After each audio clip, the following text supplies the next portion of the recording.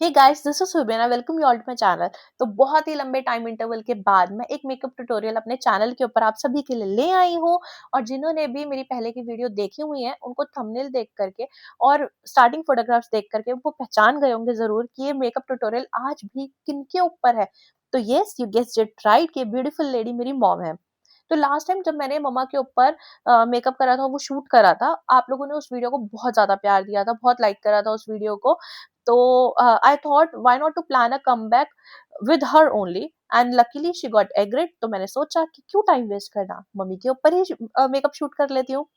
सो मैं मेकअप के सारे स्टेप्स आप लोगों को डीप में विद टिप्स एंड ट्रिक्स आप लोगों को सब कुछ बताऊंगी। सो सबसे पहला जो स्टेप होता है हमारा मेकअप स्टार्ट करने से पहले, ऑब्वियसली आप सबको पता होगा कि सीटीएम होता है। क्लिनजिंग मैंने एक वाइप से करी थी, टोनर यूज करा था, देन उसके बाद मैंने डबल मॉइस्चराइजिंग करी थी, क्योंकि आजकल का वेदर इतना ड्राई है। तो इस वजह से मैंने सबसे पहले water based gel based moisturiser use करा था। उसके बाद मैंने एक लोशन बेस्ड यूज करा था। सो डबल हाइड्रेशन दी थी मैंने मम्मा के फेस के ऊपर। देन उसके बाद आप चाहो तो आप प्राइमर यूज कर सकते हो, बट मैंने इस स्टेप के ऊपर प्राइमर यूज नहीं करा है, आगे यूज करा है, मैं बताऊंगी कैसे। देन क्योंकि उनके जो डार्क सर्कल्स हैं वो बहुत ज्यादा प्रोमिनेंट हैं, तो उसलिए मैंने ना उस वजह से एक रेड करेक्टर का यूज करा है। उसके बाद अच्छे से उसको ब्लेंड आउट करेंगे हम डैम ब्यूटी ब्लेंडर से।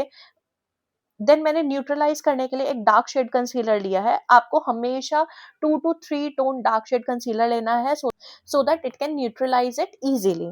ओके, अब आप देखोगे कि मैं ब्यूटी ब्लेंडर के साथ उसको जब ब्लेंड कर रही हूँ, तो अभी आप कंप्लीट ब्लेंडिंग के बाद आप देखोगे कि कहीं से भी जो हमने रेड करेक्टर यूज करा था वो कहीं से भी डिस्प्ले नहीं होगा, और पूरे का पूरा अच्छे से न्यूट्रलाइज होकर के स्किन लाइक हो जाएगा वो। ओके, देन मैंने ब्लेंडिंग बहुत अच्छे से कर लिया। आप कभी भी कोई भी ब्रश यूज करो, चाहे वो फाउंडेशन अप्लाई करने के लिए, चाहे करेक्टर अप्लाई करने के लिए, आप हमेशा उसके बाद ब्यूटी ब्लेंडर का यूज आप जरूर करो, ताकि जो ब्रश स्ट्रोक्स है ना वो हट सके वहां से। अब देखो, मैंने ना प्राइमर पहले नहीं यूज करा था, अब मैं फाउंडेशन के अंदर 2 to 3 drops liquid primer, silicon primer use कर रही हूँ। So this is the magic drop. ये आपको अफ्लेयर्जा में मिल जाएगा, क्यूटी ब्यूटी में मिल जाएगा, और भी ब्रांड्स ने निकाला हुआ है। तो जो आपको अच्छा लगे, जो आपके बजट में हो, आप वो ले सकते हो। अगर आपके फेस के ऊपर बहुत ज्यादा पोर्स या फिर फाइन लाइंस नहीं है, जैसे लकीली ममा के फेस के ऊपर उतनी ज्यादा फाइन लाइंस नहीं है, जो मैं मैनेज कर सकती थी कि बाद में सिलिकॉन प्राइमर यूज करके, ड्रॉप्स यूज करके बेसिकली। तो मैंने उस तरीके से करा। पहले मैंने आपको जो वीडियोस में दिखा रखा है वो मैंने बकायदा प्राइमर यूज करके दिखा रखा है। तो मैंने सोचा कि आज मैं आप लोगों को ड्रॉप्स यूज करके दिखाती हूँ। ये ना मेकअप को लॉन्ग लास्टिंग भी बनाता है, ग्रिपिंग भी प्रोवाइड करता है। तो अगर आप चाहते हो तो आप ले सकते हो। देन आप देखो कि मैंने फाउंडेशन अप्लाई करा है, उसके बाद उसकी ब्लेंडिंग कर रही हूँ मैं डैम ब्यूटी ब्लेंडर से। और आप बहुत अच्छे से आप उसको करना, आप नोज के कॉर्नर में भी आप उसको यूज करना, फाइन लाइंस, आपके स्माइल लाइंस जहां पर होती है अंडर द आई, अच्छे से आपको ब्लेंडिंग करनी है, सो दैट आपका जो प्रोडक्ट है वो कहीं से भी क्रीज आउट ना हो, एक्स्ट्रा प्रोडक्ट कहीं पर भी प्लेस ना रहे। अब आप देखो कि ना मैं पहले ब्लश अप्लाई कर रही हूँ। मैं आपको इस वीडियो में दोनों ट्रिक बता रही हूँ कि अगर आप ब्लश पहले अप्लाई करना चाहो, कंटोर बाद में, तो कैसे ब्लेंडिंग होगी, और अगर आप कंटोर पहले और ब्लश बाद में, तो ब्लेंडिंग कैसे होगी। सभी चीजों सभी चीजों का जो एसेंस है वो आपकी ब्लेंडिंग ही है, आपकी टेक्निक ही है। प्रोडक्ट आप कोई भी यूज कर लो, अ, जब तक आपकी टेक्निक्स अच्छी नहीं होगी, आपका आउटकम अच्छा नहीं होगा। सो सबसे पहले मैंने ब्लश यूज करा है, उसके बाद मैंने कंटूर यूज करा है। आप जब भी ब्लश अप्लाई करो कोई भी फेस शेप पर, आप हमेशा उसको स्टार्ट करो पीछे की तरफ से, टेम्पल की तरफ से आप उसकी ब्लेंडिंग स्टार्ट करो, और देन आप आगे की तरफ लेकर के आओ। अगर आप बिल्कुल ही चीक पे अप्लाई कर दोगे ब्लश, तो हमेशा आपका फेस मोटा दिखेगा। तो हमेशा आपको ब्लश जो अप्लाई करना है वो डायगोनल अप्लाई करना है, बैकवर्ड टू फ्रंट आपको अप्लाई करना है। देन आप देखो कि मैंने अच्छे से उसको ब्लेंड करने के बाद कंटूर अप्लाई करा है। देन आप जब कंटूर अप्लाई करोगे तो आपको ब्लश और कंटूर के बीच में इतनी अच्छी ब्लेंडिंग देनी है कि कोई भी ऐसी लाइन ना विजिबल रहे कि आपने दोनों को अलग अलग प्लेस कर दिया। ब्लेंडिंग हमेशा उसकी ऐसी होनी चाहिए, एकदम फ्लॉलेस। देन मैंने मम्मा की नोज कंटूर करी है, क्योंकि उनकी नोज जो है वो बल्बस है, एज यू कैन सी। तो कंटूर नोज पर अच्छा देना होता है, ताकि एक शेडो क्रिएट हो सके, कि हाँ इल्यूजन आ सके कि थोड़ा सा पतला हो चुका है, चिजल्ड हो चुका है। देन जॉ लाइन के ऊपर मैंने अप्लाई कर दिया अच्छे से, और डाउनवर्ड ब्लेंडिंग करी है। पाउडर लॉकिंग बहुत ही ज़्यादा इम्पोर्टेंट स्टेप है। आपके प्रोडक्ट को ट्रांसफर होने से, फाउंडेशन को ट्रांसफर होने से, जैसे आप फ़ोन पर बात कर रहे हो, अगर आप फेस के ऊपर हैंड टच कर रहे हो, तो अगर आप पाउडर लॉकिंग नहीं करोगे तो आपका प्रोडक्ट स्लिप करेगा, ट्रांसफर करेगा। सो पाउडर लॉकिंग बहुत ही एसेंशियल है। अब आप देखो कि कंटूर पहले और ब्लश बाद में अप्लाई करके दिखा रही हूँ। यहाँ से आपको क्लियर हो जाएगा कि everything depends upon the blending. ठीक है? ये एक्सपीरियंस के साथ ही आपको आएगा, आपको प्रैक्टिस के साथ ही आएगा कि आप ब्लश पहले अप्लाई कर रहे हो या कंटूर पहले अप्लाई कर रहे हो, लेकिन आपकी ब्लेंडिंग बहुत स्ट्रॉन्ग होनी चाहिए। दोनों तरीके मैंने आपको बता दिए।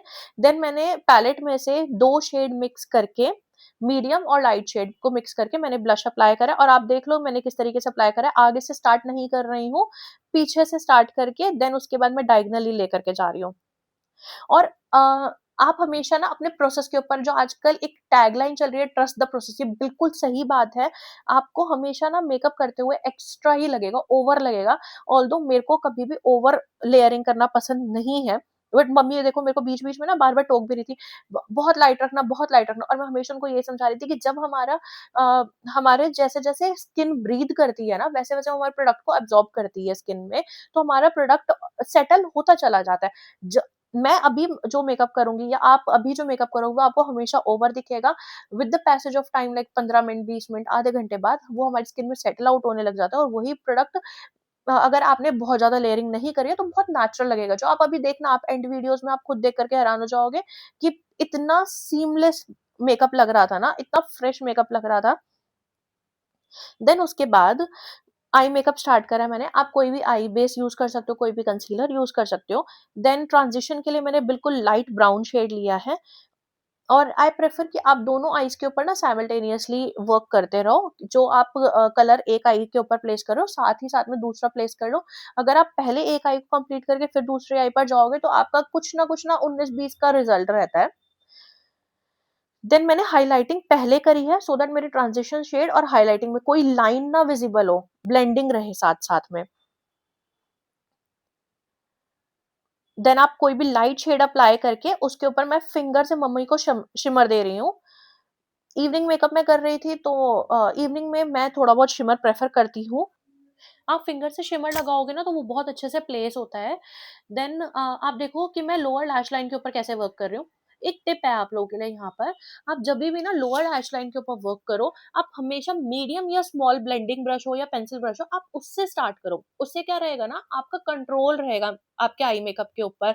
आप बिल्कुल भी ना वो ज़्यादा फैलेगा नहीं, ज़्यादा मतलब एरिया कवर नहीं करेगा। आप जितना छोटा ब्रश यूज़ करोगे ना, आप उतना ही एरिया को बाद में बढ़ा सकते हो। देन आप देखो कि मैं सबसे पहले एक काजल पेंसिल यूज़ कर रही हूँ, और उसके साथ उसको ना स्मजिंग ब्रश से स्मज करती जा रही हूँ। ये ना आप जभी भी कोई भी पेंसिल यूज़ करो और उसको आपको स्मज करना हो ना, तो आप साथ के साथ करो, अदरवाइज़ फिर पेंसिल ड्राई आउट हो जाएगी, तो फिर वो स्मज नहीं करेगा।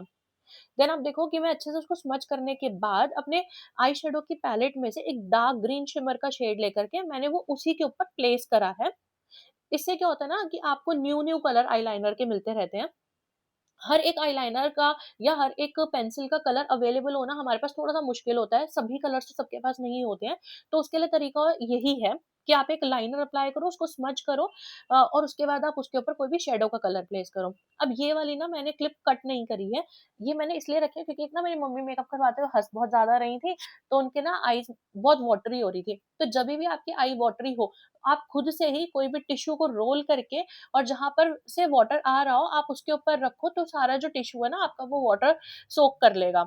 अदरवाइज़ क्या होगा कि आपका जो क्लाइंट होगा या आप जिनका मेकअप कर रहे हो, वो फिर टिश्यू लेकर के उसको ड्रैग करने की कोशिश करे, तो वहाँ से आपका मेकअप हटेगा ही हटेगा। अब आपने ना मेरी पहले की वीडियो में देखा होगा, मैं ना प्रेफ़र करती हूँ कि जब भी मैं सटल मेकअप कर रही हूँ, मैं कभी भी पोमेड यूज़ ना करूँ। ब्राउ पोमेड मैं कभी भी यूज़ नहीं करती हूँ। मैं हमेशा कोशिश करती हूँ आईब्रो पेंसिल यूज़ करने की, और ये मेरी one of the favourite eyebrow pencil है। इसका तरीका होता है, आप सबसे पहले इसको ब्रश करो, ब्रश करने के बाद आप उसको अच्छे से बैकवर्ड फिल करना स्टार्ट करो, वो भी स्ट्रोक्स में, लाइट-लाइट सा, और साथ के साथ उसको ब्रश करते चले जाओ ताकि वो स्मज भी होता रहे। सो बहुत ही नेचुरल सा लुक देता है। आप देखो आईब्रोज़ का बिल्कुल भी ड्रामेटिक नहीं लग रही। ड्रामेटिक आईब्रो ना हमेशा आपका फेस थोड़ा-सा ड्रामेटिक बना देंगी और आपके फेस का लुक चेंज कर देंगी। देन आप उसके बाद देखो कि मैं आईलैशेज़ अप्लाई कर रही हूँ। आईलैशेज़ को मैंने फ्रंट और बैक दोनों से ट्रिम करा था और मम्मी की आई शेप दी थी। देन आप देखो कि मैंने होजो का हाइलाइटर उनके कॉलर बोन के ऊपर यूज़ करा है और देखो कितना प्यारा शाइन दे रहा है ये, कितना खूबसूरत सा शाइन दे रहा है। जहाँ पर भी हमारी लाइट रिफ्लेक्ट करती है ना, वहाँ आप देखो।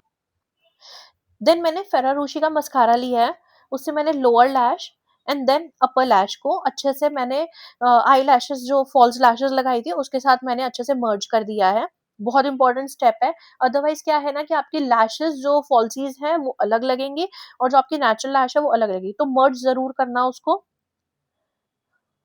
देखो, बहुत ही नेचुरल लुक देती हैं और ये मस्कारा ना बहुत अच्छा भी है। आप चाहो तो आप ये यूज़ कर सकते हो और थोड़ा-सा बजटरी लेना है तो आप कोलोसिल यूज़ करो। देन आप मेकअप फिक्सर से अपना मेकअप फिक्स कर दो आई एरिया बचा कर के। आप थोड़ी देर बाद का फेस देखो, जो मेकअप है हमारा वो स्किन के साथ कितना अच्छे से मर्ज हो चुका है, बिल्कुल भी ओवर नहीं लग रहा है। लग रहा है क्या? आईब्रोज़ देखो, उनका आई मेकअप देखो, मतलब सब चीज़ें ना बिल्कुल इंटैक्ट थी जब तक वो वापस आई हैं अपना फंक्शन अटेंड करके। सो गाइस इसी तरीके के ट्यूटोरियल्स अब आपके आगे और भी आने वाले हैं और पहले जो मैंने फ्री मेकअप कोर्स की सीरीज स्टार्ट करी थी उसके ऊपर बैकएंड पे वर्क भी चल रहा है, वो भी अब मैं दोबारा से जल्दी कंटिन्यू करने वाली हूँ। तो बिना भूले चैनल को लाइक शेयर सब्सक्राइब करें और इंस्टा भी फॉलो करें। वहाँ टाइमली आपको सभी अपडेट्स मिलती रहेंगी। मिलते हैं नेक्स्ट वीडियो में। Take care.